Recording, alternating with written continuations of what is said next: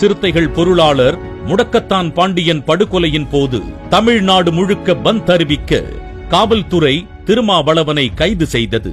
அப்போது தமிழ்நாடு முழுக்க நடந்த தன்னெழுச்சி போராட்டம் முன்னாள் முதல்வர் ஜெயலலிதா அவர்களை அடிபணிய வைத்து 4 நாட்களில் விடுதலை ஆனார் திருமாவளவன்.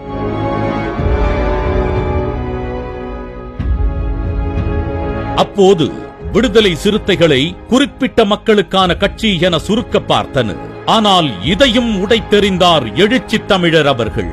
2007 அக்டோபர் 2ஆம் தேதி சென்னையில் கட்சியின் பொதுக்குழுவை கூட்டி முடிவெடுத்து கட்சியின் மாநில மாவட்ட அமைப்புகள் கலைக்கப்பட்டது.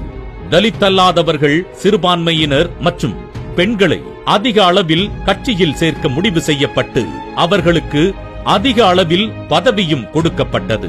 மூக்கையா தேவரின் மகன் பசும்பொன் உள்ளாட்சி தேர்தலில் போட்டியிட்டது